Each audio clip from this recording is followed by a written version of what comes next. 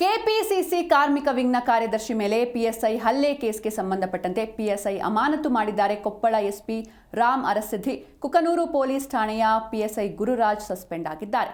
ಕಾರ್ಯದರ್ಶಿ ಗಾಳೆಪ್ಪ ಮೇಲೆ ಹಲ್ಲೆ ಮಾಡಿದ್ರು ಪಿಎಸ್ಐ ಗುರುರಾಜ್. ದಲಿತ ಸಮುದಾಯದ ಪ್ರೊಟೆಸ್ಟ್ಗೆ ಮಣಿದು ಇದೀಗ ಪಿಎಸ್ಐನನ್ನ ಸಸ್ಪೆಂಡ್ ಮಾಡಲಾಗಿದೆ.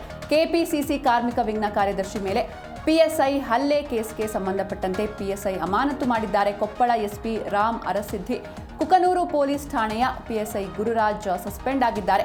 ಕಾರ್ಯದರ್ಶಿ ಗಾಳೆಪ್ಪ ಮೇಲೆ ಹಲ್ಲೆ ಮಾಡಿದ್ರು ಪಿಎಸ್ಐ ಗುರುರಾಜ್. ಇನ್ನು ದಲಿತ ಸಮುದಾಯದವರು ಪ್ರೊಟೆಸ್ಟ್ ಕೂಡ ಮಾಡಿದ್ರು. ಈ ಪ್ರೊಟೆಸ್ಟ್ಗೆ ಮಣಿದು ಪಿಎಸ್ಐನನ್ನ ಸಸ್ಪೆಂಡ್ ಮಾಡಲಾಗಿದೆ. ಇನ್ನು ಈ ಒಂದು ಆದೇಶದಲ್ಲಿ, ಸಸ್ಪೆಂಡ್ ಆದೇಶದಲ್ಲಿ ಸಿಸಿಟಿವಿ ವಿಡಿಯೋ ಉಲ್ಲೇಖ ಮಾಡಿದ್ದಾರೆ ಎಸ್ಪಿ. ಇನ್ನು ಗುರುರಾಜ್ ವಿರುದ್ಧ ದಲಿತ ಸಮುದಾಯದ ಮುಖಂಡರು ಠಾಣೆ ಮುಂದೆ ಪ್ರತಿಭಟನೆಯನ್ನ ಹಮ್ಮಿಕೊಂಡಿದ್ರು. ಪ್ರತಿಭಟನೆಗೆ ಮಣಿದು ಪಿಎಸ್ಐನನ್ನ ಅಮಾನತು ಮಾಡಲಾಗಿದೆ. ಇನ್ನು ಹಲ್ಲೆ ಮಾಡಿರೋ ವಿಡಿಯೋ ಸಿಸಿಟಿವಿಯಲ್ಲಿ ಕಂಡು ಬಂದಿರೋ ಹಿನ್ನೆಲೆ ಗುರುರಾಜ್ ಸಸ್ಪೆಂಡ್ ಆಗಿದ್ದಾರೆ. ಇನ್ನು ಈ ಒಂದು ಸಸ್ಪೆಂಡ್ ಆದೇಶದಲ್ಲಿ ನೀವು ಕೂಡ ನೋಡ್ತಾ ಇದ್ದೀರಾ ಪ್ರತಿಯನ್ನ.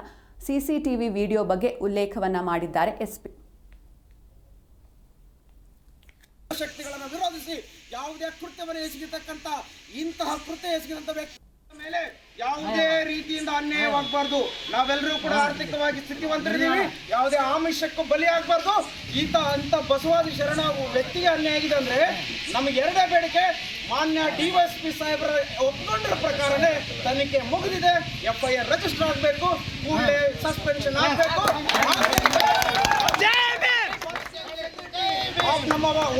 ನಾನು ಹಿರೇಮನಿ ಗಾಳೆಪ್ಪ ಅಂತೇಳಿ ಕೆಪಿಸಿಸಿ ರಾಜ್ಯ ಕಾರ್ಯದರ್ಶಿಗಳು ಕಾರ್ಮಿಕ ವಿಭಾಗ. ನಾನು ಕುಕ್ನೂರು ಪೊಲೀಸ್ ಸ್ಟೇಷನ್ಗೆ ನನ್ನ ಸಂಬಂಧಿಕರ ಒಂದು ವಿಷಯಕ್ಕೆ ಬಂದಿದ್ದೆ. ಅಲ್ಲಿ ಬಂದ ಸಂದರ್ಭದಲ್ಲಿ ನನ್ನ ಸಂಬಂಧಿಕರಿಗೆ ನ್ಯಾಯ ಕೊಡಿಸಿ ಅಂತೇಳಿ PSS ಅವರಿಗೆ ಹೇಳಿದಾಗ ಅವರು ನೇರವಾಗಿ ನನ್ನ ಕುತ್ತಿಗೆ ಪಟ್ಟಿ ಹಿಡಿದು, ನೀವೆಲ್ಲ 500 ರೂಪಾಯಿಗೋಸ್ಕರ ಚಿಲ್ಲರೆ ಕೆಲಸ ಮಾಡುವ ಮಾದಿಗೆ ಸುಳಿಯ ಮಕ್ಕಳು ನೀವೆಲ್ಲ, ನಿಮ್ಮ ಬಗ್ಗೆ ನನಗೆ ಗೊತ್ತದ. ರಾಜ್ಯಾದ್ಯಂತ ನೀವು ಏನು ಮಾಡ್ತೀರಿ ಅಂತ ಹಲ್ಕ ಕೆಲಸ ಮಾಡ್ತೀರ ನನಗೆ ಗೊತ್ತದ. ನನಗೆ ನಿಮ್ಮಿಂದ ನಾವೇನು ಪಾಠ ಮಾಡೋಕ್ಕಾಗಿಲ್ಲ ಅಂಥೇಳಿ ನನಗೆ ಜಾತಿ ನಿಂದನೆ ಮಾಡಿ, ನನಗೆ ಅಲ್ಲಿ ಕ್ಯಾಮ್ರಾ ಕೂಡ ಇದೆ ನೋಡ್ಬೋದು ನೀವು. ನನಗೆ ಸಿಕ್ಕಾಪಟ್ಟೆ ಬಡೋದು, ಬಟ್ಟೆಗೆ ಹೋಗಿರ್ತಾರೋ ಆ ಥರನೂ ಕೂಡ ನನಗೆ ಹಿಂಸೆ ಕೊಟ್ಟರು. ಈ ಥರ ಎದಿಮೆ ಹಿಡ್ಕೊಂಡು ಸಿಕ್ಕಾಪಟ್ಟೆ ಹೊಡೆದ್ರು. ಮತ್ತು ನನಗೆ ತಲೆಗೆ ಸಿಕ್ಕಾಪಟ್ಟೆ ಬಡ್ದಿದ್ದಾರೆ. ತುಂಬ ಪೇನ್ ಆಗ್ತಾಯಿದೆ ನನಗೆ. ಡಿಪ್ರೆಷನ್ಗೆ ಹೋಗೋ ರೀತಿಯಲ್ಲಿ ಆಗ್ತಿದೆ. ಈಗ ಜಸ್ಟ್ ಆಸ್ಪತ್ರೆಯಲ್ಲಿ ತೋರಿಸ್ಕೊಂಡು ಬಂದು ಒಂದು ಇಂಜೆಕ್ಷನ್ ಮಾಡಿದ್ದಾರೆ ಮೇಡಮ್ ಅವರು. ಇವಾಗ ಸ್ವಲ್ಪ ಸುಧಾರಿಸಿ. ಈ ಬಗ್ಗೆ ಹೆಚ್ಚಿನ ಮಾಹಿತಿ ನೀಡ್ತಾರೆ ನಮ್ಮ ಪ್ರತಿನಿಧಿ ಬಸವರಾಜ್. ಇನ್ನು ಕೆಪಿಸಿಸಿ ಕಾರ್ಮಿಕ ವಿಂಗ್ನ ಕಾರ್ಯದರ್ಶಿ ಮೇಲೆ ಪಿಎಸ್ಐ ಹಲ್ಲೆ ಮಾಡಿದ್ರು. ಇದೀಗ ಅವ್ರನ್ನ ಸಸ್ಪೆಂಡ್ ಮಾಡಲಾಗಿದೆ. ಯಾವ ಕಾರಣಕ್ಕೆ ಹಲ್ಲೆ ನಡೀತು ಅಂತ ಇದು ಮೊದಲಿಗೆ? ಹೌದು ಸಂಚರಿ, ಏನಂತಂದ್ರೆ ಒಂದು ಕೊಪ್ಪಳ ಜಿಲ್ಲೆಯ ಒಂದು ಕುಕ್ನೂರು ಪೊಲೀಸ್ ಸ್ಟೇಷನ್ ವ್ಯಾಪ್ತಿಯಲ್ಲಿ ಒಂದು ಘಟನೆ ನಡೆದಿರ್ತಕ್ಕಂಥದ್ದು.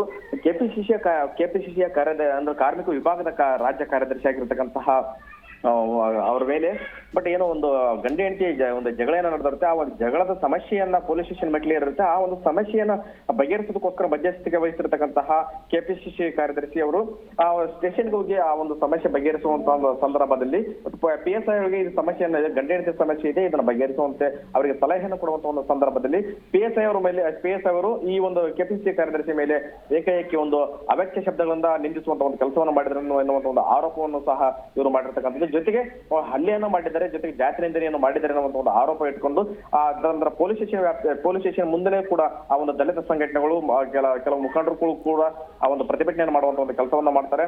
ಅದಾದ ನಂತರ SP ಅವರಿಗೂ ಕೂಡ ಒಂದು ಮಾಹಿತಿ, ಒಂದು ಕಂಪ್ಲೇಂಟ್ ಕೊಡುವಂತ ಒಂದು ಕೆಲಸವನ್ನು ಮಾಡ್ತಾರೆ. ಈ ಕುಲಂಕುಷವಾಗಿ ಇದನ್ನ ಪರಿಶೀಲನೆ ಮಾಡಿರ್ತಕ್ಕಂತಹ ಕೊಪ್ಪಳ SP ಡಾಕ್ಟರ್ ರಾಮ್ ಅರಸಿದ್ಧಿ ಅವರು ಕೂಡ ಆ ಒಂದು ತಕ್ಷಣವೇ CCTV ಫುಟೇಜ್ ಅನ್ನು ಕೂಡ ವೀಕ್ಷಣೆ ಮಾಡುವಂತ ಕೆಲಸವನ್ನು ಕೂಡ ಮಾಡಿದ್ದಾರೆ ಅನ್ನುವಂತ ಒಂದು ಮಾಹಿತಿ ಕೂಡ ಲಭ್ಯವಾಗಿರ್ತಕ್ಕಂಥದ್ದು. ಈ ಹಿನ್ನೆಲೆಯಲ್ಲಿ ಗುರುರಾಜ್ ಅಂದ್ರೆ ಕುಕ್ನೂರು ಪೊಲೀಸ್ ಸ್ಟೇಷನ್ PSI ಆಗಿರ್ತಕ್ಕಂಥ ಗುರುರಾಜ್ ಅವರನ್ನ ಕೂಡ ಈಗ ಒಂದು ಘಟನೆಗೆ ಸಂಬಂಧಪಟ್ಟಂತೆ ಅಮಾನತುಗೊಳಿಸಿ ಆದೇಶವನ್ನು ಕೂಡ ಹೊರಡಿಸಿದ್ದಾರೆ ಅಂತ ಹೇಳ್ಬೋದು. ಓಕೆ, ಥ್ಯಾಂಕ್ ಯು ಬಸವರಾಜ್ ನಿಮ್ಮೆಲ್ಲ ಡೀಟೇಲ್ಸ್ಗಾಗಿ.